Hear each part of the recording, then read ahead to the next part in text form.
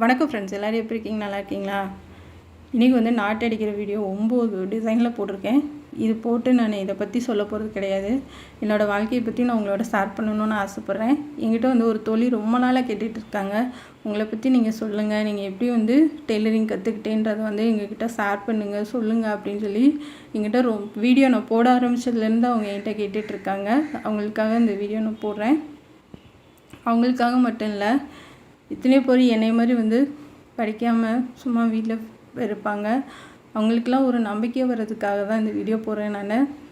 நான் வந்து 8th தான் முடிச்சிருக்கேன்.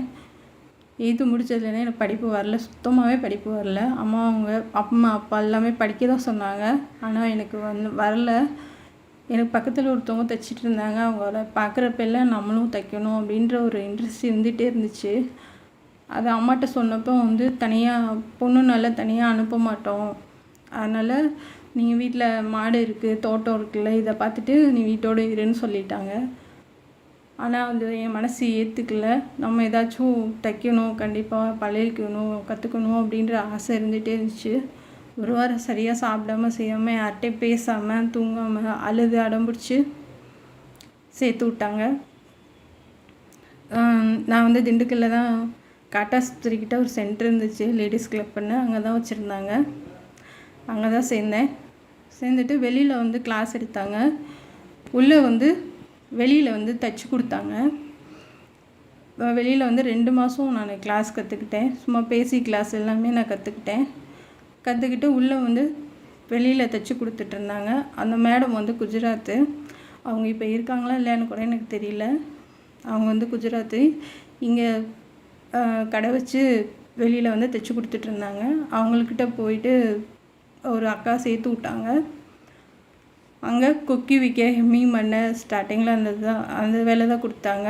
அதுக்கு தான் சேர்ந்தேன் நான். அவங்க வந்து நம்ம வந்து கற்றுக்கிட்டு வெளியில் போயிடுவோம்னால அவங்க வந்து டேப்பே மாற்றி தான் அளவு எடுப்பாங்க. அதாவது வந்து நம்ம மீட்டரில் அளவு எடுப்போம் பார்த்திங்களா, சின்ன சின்னதாக இருக்கும் நம்பரு, அதில் தான் அளவு எடுப்பாங்க. நம்ம எப்பயும் போல் டேப்பை வந்து நம்ம பெரிய நம்பர் இருக்குது பார்த்திங்களா, சென்டிமீட்டர், அதில் தானே நம்ம அளவு எடுப்போம். அதில் எடுக்க மாட்டாங்க, மாற்றி தான் எடுப்பாங்க. என்ன காரணம்னா அவங்க கற்றுட்டு வெளியில் போயிடுவாங்க பிள்ளைங்க, வேலைக்கு ஆள் கிடைக்காது அப்படின்ற மாதிரி, அவங்க கற்றுக்கக்கூடாதுன்ற இதில் வந்து அவங்க கட் பண்ணி கொடுத்துருவாங்க. நாங்கள் தைச்சி கொடுப்போம். ஒரு ப்ளவுஸ்க்கு 5 ரூபா தருவாங்க, சாதா ப்ளவுஸ்க்கு. லைனிங் ப்ளவுஸ்க்கு வந்து 10 ரூபா தருவாங்க. ஓரளவுக்கு வந்து 2-3 மாதம் கொக்கி வைக்க ஹெம்மி மண்ணை இருக்கப்போ அவங்க வந்து சரி ஆள் இல்லாதப்போ தைப்பா அப்படின்னு சொன்னாங்க. ஓரளவுக்கு தைச்சி கொடுப்போமே, அவங்களுக்கு பரவாயில்லப்பா, நல்லா தைக்கிற, அடுத்தடுத்து நல்லா தைச்சிடு அப்படின்ற மாதிரி நம்பிக்கை கொடுத்தாங்க. அப்புறம் தைச்சிட்டு கொஞ்ச நாள் தைச்சதுக்கப்புறமா லைனிங் ப்ளவுஸு, சுடிதார் அந்த மாதிரிலாம் கொடுக்க ஆரம்பித்தாங்க. அப்படியே ஒருத்தவங்க தைக்கிறத பார்த்து இன்ட்ரெஸ்ட் வந்துடுச்சு. அப்படி தான் தைச்சேன் நான். அப்புறமா ஒரு 2 வருஷம் அங்கே வேலை பார்த்துட்டு தைச்சி கொடுத்துட்டு ஒரு நாளைக்கு 10 ப்ளவுஸ் கூட தைப்போம், போட்டி போட்டுட்டு தைப்போம். லைனிங் ப்ளவுஸ்லாம் 5 ப்ளவுஸ் தைச்சிடுவோம். தீபாவளி பொங்கல் அப்போல்லாம் வீட்டுக்கு வர முடியாது, அங்கேயே தான் நைட்டு தங்கி தைக்கிற மாதிரி இருக்கும். அந்த மாதிரி தைக்க சொல்லுவாங்க. அதுக்கப்புறமா சரி கடை போடலாம் அப்படின்ட்டு ஒரு வருஷம் வந்து வெளியில் வந்து கடை போட்டேன். அப்புறமா 99ல் கல்யாணம் பண்ணி வச்சுட்டாங்க, மேரேஜ் பண்ணி வச்சுட்டாங்க. எங்கள் வீட்டுக்காருக்கு அம்மா அப்பா கிடையாது, அதனால வந்து நான் தான் அவருக்கு எல்லாம்ன்ற மாதிரி இருந்தது. கொஞ்சம் விட்டுட்டு வெளியில் போயிட்டு வந்தாங்க, வெளிநாட்டுக்கு போயிட்டு வந்தாங்க. போயிட்டு வந்ததுக்கப்புறம் கடை போட்டு கொடுத்தாங்க. தம்பி பிறக்கிற வரைக்கும் கடையை பார்த்துட்ருந்தேன். அவன் பிறந்ததுக்கப்புறமா ஹெல்ப்புக்கு ஆள் இல்லை, சரி வீட்டோட தைக்கலாம் அப்படின்ட்டு வீட்டில் தைச்சி கொடுத்துட்ருந்தேன். அப்போல்லாம் வந்து கம்மியாக தான் வந்தது, கம்மியாக தான் சாரி. ஏதாவது தீபாவளி பொங்கல் சரி போட்டுக்க ட்ரெஸ் இல்லை, அதாவது வந்து ஜாக்கெட் இல்லை அதிகமாக அப்படின்ற சூழ்நிலையில் தான் எடுப்பாங்க. அப்போ வந்து கம்மியாக தான் இருந்துச்சு. இப்போ அளவுக்குலாம் வந்து தைக்கிறதுக்கு அதிகமாக இருக்காது, அப்போ வந்து ரொம்ப கம்மியாக இருக்கும். அப்படி தான் வெளியில் தைச்சி கொடுத்துட்ருப்போம். அப்புறமா கொஞ்சம் நாளாக கொஞ்சம் பரவாயில்லாமல் ஓரளவுக்கு போச்சு. நைட்டு பகல் பார்க்காம தான் வேலை செய்கிற மாதிரி இருக்கும். தீபாவளி பொங்கலுக்கெலாம் தூங்கவே முடியாது, அந்தளவுக்கு பசங்களே பார்த்துட்டு வெளியிலையும் தைச்சி கொடுத்துட்டு ரொம்ப கஷ்டப்பட்டு தான் ஓரளவுக்கு வந்தோம், நானே என் ஹஸ்பண்டும். ஏன்னா வந்து எங்களுக்கு ஹெல்ப்புக்கு வேறு யாரும் கிடையாது. நாங்களாக தான் கொஞ்சம் கொஞ்சமாக 2 பேரும் ஒருத்தருக்கு ஒருத்தர் விட்டு கொடுத்து கொஞ்சம் அட்ஜஸ்ட் பண்ணி குடும்பத்தை ஓட்டிட்டு இப்போ ஓரளவுக்கு நல்லாயிருக்கோம். அதனால் வந்து நான் என்ன சொல்கிறேன்னா வந்து நம்ம குடும்பத்தில் 1000 கஷ்டம் இருக்கும். ஆனால் ஒருத்தருக்கு ஒருத்தர் நம்ம விட்டு கொடுத்தாவே வந்துட்டு அவங்களுக்கு நம்ம நம்பிக்கையாக இருக்கணும், நமக்கு அவங்க நம்பிக்கையாக இருக்கணும். அப்படி இருந்தாவே நம்ம வேறு லெவலில் போயிடலாம். அந்த மாதிரி தான் நாங்கள் 2 பேருமே இருந்தோம். எனக்கு ஒரு பொண்ணு ஒரு பையன்தான் மூத்தவன், பொண்ணு 2வது. இந்த வீடியோலாம் போடுறது வந்து என் பையன்தான். நான் 25 வருஷமாக தைச்சிட்டேன். இப்போ வந்து இதுக்கு மேலே நல்லா தைக்க முடியல, கொஞ்சம் பேக் பெயின். அதனால் என் ஹஸ்பண்ட் என்ன சொல்லிட்டாங்க, சரிப்பா இதுக்கு மேலே முடியலன்னா விட்டுரு, வெளில வாங்குறத நிப்பாட்டிடு, நமக்கு மட்டும் உங்களுக்கு மட்டும் நீங்கள் தைச்சிக்கோங்க அப்படின்ற மாதிரி தான் சொன்னாங்க. அப்புறம் இந்த கொரோனா அப்போ என்ன பண்ணுறதுன்னு தெரியாமல் வெளியில் அதிகம் தைக்கவும் அதிகமாக இல்லாதப்போ திண்டுக்கல் சென்னை சில்க்ஸில் வந்துட்டு கொஞ்சம் அந்த லாஸ்ட் பிட்டெல்லாம் நிறைய கிடச்சிது. அதை வச்சு நம்ம எப்படி ரெடிமேட் ட்ரெஸ் மாதிரி தைக்கணும்னு டெய்லியும் வாரத்தில் 2 ட்ரெஸ் பாப்பாவுக்கு வந்து ரெடிமேட் ட்ரெஸ் மாதிரியே தைக்க ஆரம்பித்தேன். பசங்களாம் என்ன சொல்லிட்டாங்க, அம்மா உனக்கு செம்ம டேலண்ட்டு, நீ நல்லா தைக்கிற, ரெடிமேட் ட்ரெஸ் மாதிரியே அப்படியே தைக்கிற, நீ யூடியூப்பில் போட்டால் என்னென்னு சும்மா வாய் வார்த்தையில் தான் பேசினாங்க. பேசியும் அது ஆசையாக தான் இருந்துச்சு. நம்ம தைக்கிறது வந்து யூடியூப்பில் வந்தால் உலகமே பார்க்கும் அப்படின்ற சந்தோஷம் இருந்துச்சு. ஆனால் வந்து அது எப்படி வெளில கொண்டு வரணும்னா நேரம் அமையலை. அப்புறம் இந்த ஜனவரிக்கு அப்புறம்தான் சரி போடுவோம் யூடியூப்பில் அப்படின்னு சொல்லிட்டு என் பையன்தான் எடிட் பண்ணி எல்லாம் பண்ணுவான். வீடியோ மட்டும்தான் எடுத்து தருவேன் நான். என் பையன்தான் எனக்கு ரொம்ப சப்போர்ட்டிவாக போடுறது எல்லாமே. வந்து பேசாமல் நான் வீடியோ போட்டேன். என்கிட்ட நிறையா சொன்னாங்க, நீங்கள் எப்படி போட்டிங்கன்னா வந்து எங்களுக்கு எதுவுமே புரியல, நீங்கள் பேசுங்க அப்படின்னு. தயங்கி கொஞ்சம் பேசினேன். அப்புறமா பேச எனக்கு இன்ட்ரெஸ்ட் வந்துடுச்சு. சரி நம்மளும் நல்லா பேசி போடணும் அப்படின்னு ஆசை வந்துச்சு. அப்புறம் பேசிக் கிளாஸ் போடுங்க அப்படின்னாங்க. அப்புறம் ஸ்டார்டிங்லேருந்து பேசிக் கிளாஸ் போட ஆரம்பித்தேன். அதுவும் ஓரளவுக்கு பார்த்துட்டு கற்றுட்ருக்கேன்னு சொன்னாங்க. இந்த மாதிரி கமெண்ட் பண்ணும்போதெல்லாம் வந்து ரொம்ப எனர்ஜியாக சந்தோஷமாக சரி பரவாயில்ல நம்ம போகிறதே பார்க்குறாங்க, கற்றுக்குறாங்க அப்படின்னு ஒரு நம்பிக்கை இருந்துச்சு.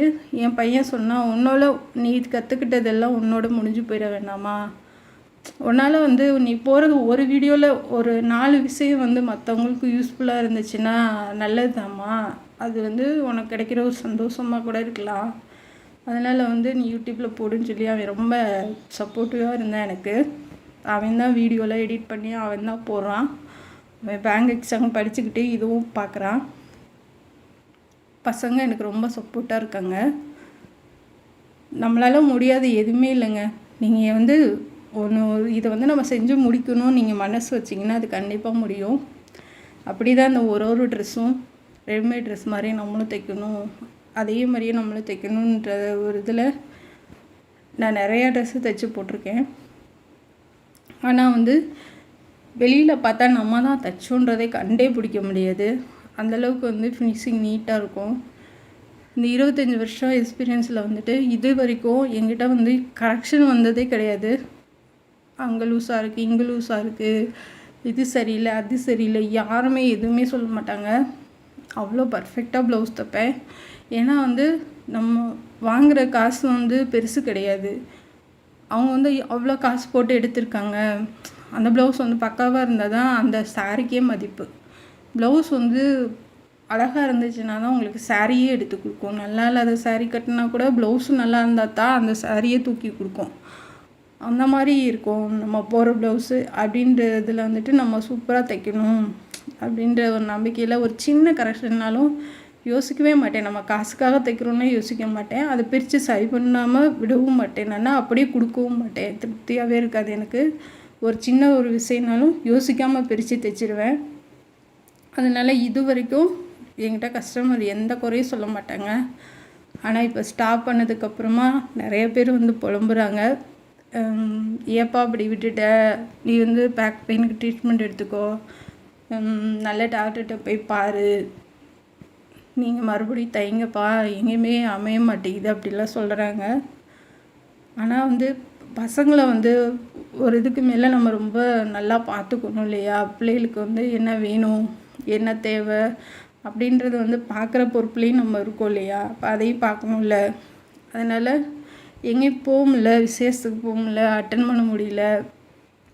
இப்படி நிறைய விஷயங்கள் இருக்குது.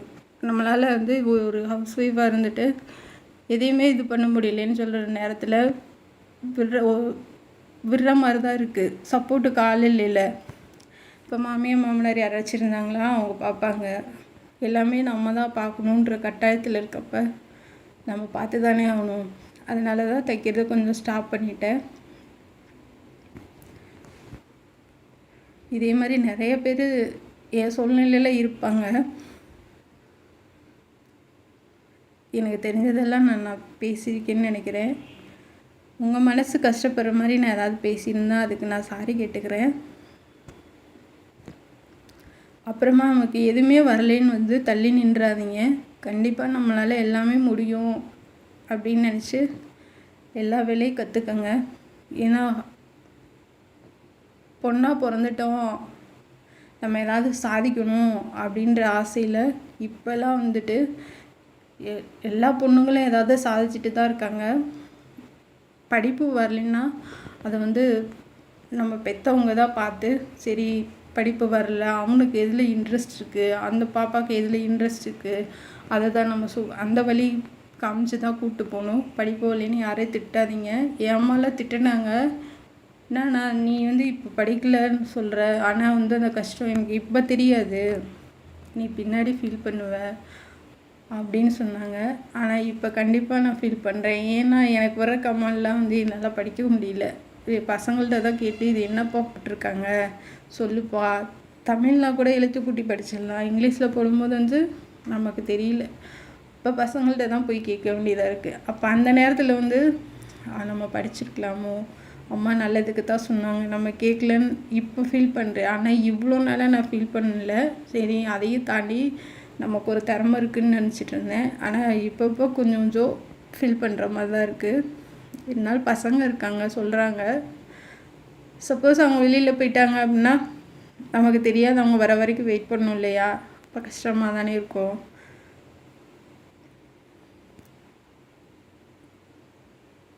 அது மாதிரி நீங்கள் வந்து எதுவுமே எந்த ஒரு வேலையுமே இன்ட்ரெஸ்டோடு செஞ்சீங்கன்னா கண்டிப்பாக செமையாக வரும். நான் அது மாதிரி தான் வந்து நம்மளை ரெடிமேட் ட்ரெஸ் மாதிரியே அப்படியே தைக்கணும், அவங்களால முடியும் நம்மளால முடியாதா அப்படின்னா ஒரு ட்ரெஸ்ஸும் அழகாக தைச்சு போட்டிருக்கேன் நிறைய வீடியோவில். ரெண்டாவது வந்து ப்ளவுஸுமே நான் இது வரைக்கும் யாருமே குறைய சொல்ல மாட்டாங்க. நான் தைச்சி கொடுத்துட்டேன்னா அவ்வளோதான். ஆனால் லேட் பண்ணுவேன், அங்கிட்டு போய் இங்கிட்டு போய் ஏதாவது திடீர்னு உடம்பு முடியாமல் போயிடும், ரொம்ப லேட் பண்ணுவேன். ஆனால் வந்து கையில் வாங்கிட்டு போயிட்டு அவங்க போட்டுட்டாங்கவே வந்து அவங்க சந்தோஷமாயிடுவாங்க. சரி பரவாயில்லப்பா, லேட் பண்ணாலும் நல்லா தைச்சி கொடுத்துருக்க அப்படின்னு சொல்லுவாங்க. அந்த மாதிரி தான் தைப்பேன். நம்ம டெய்லராக நீங்கள் இருந்தீங்கன்னா வந்து நான் ஒன்று சொல்லிக்கிறேன். காசுக்காக நம்ம வேலை செய்யணும்னா, ஒரு சாரீ எடுக்கிறாங்கன்னா அது 1000 ரூபாய்க்கு எடுக்கிறாங்க, 10,000 ரூபாய்க்கு எடுக்கிறாங்க. அது வந்து நம்ம சரியாக தைச்சி கொடுக்கலேன்னு வைங்களேன், அந்த சாரியே கட்ட முடியாது, அதுக்கு மேட்சிங் ப்ளவுஸும் கிடைக்காது. அதனால கொஞ்சம் கவனமாக நம்ம கட் பண்ணும்போது தைக்கும்போது நீங்கள் மற்றவங்களுக்கு தைக்கிறதா நினைக்க வேணாம், நமக்கு தைக்கிறதா நினச்சி கொஞ்சம் நல்லா தைச்சி கொடுக்கலாம். கொஞ்சம் டைம் எடுத்திங்கன்னா வந்து அடுத்து கரெக்ஷன் வராமல் இருக்கும். அவசரமாக தைக்காதீங்க, கொஞ்சம் பொறுமையாக தைங்க. எனக்கு தெரிஞ்சது எல்லாம் உங்களோட ஷேர் பண்ணிட்டேன், உங்கள்கிட்ட சொல்லிட்டேன். இதுக்கு மேலே என்ன பேசுகிறேன்னு எனக்கு தெரியல.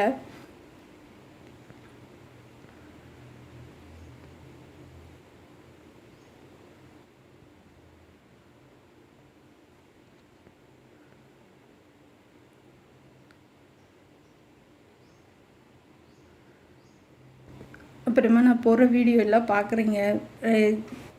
சில பேர் சப்ஸ்கிரைப் பண்ணுறாங்க, ஆனால் வந்து ஏன் தேவையில்லைன்னு எடுத்து விடுவாங்கன்னு எனக்கு தெரியல. பார்க்குறது வந்து உங்களுக்கு பிடிக்குதோ பிடிக்கலையோ உங்களுக்கு கமெண்ட் பண்ண தெரிஞ்சால் கண்டிப்பாக வந்து கமெண்ட் பண்ணுங்கள். நாங்கள் அதை பார்த்து அடுத்தடுத்து நம்ம எப்படி சரி பண்ணிக்கலாம், அவங்களுக்கு புரிகிற மாதிரி நம்ம எப்படி சொல்லித்தரலாம் அப்படின்றத நாங்கள் போடுவோம்.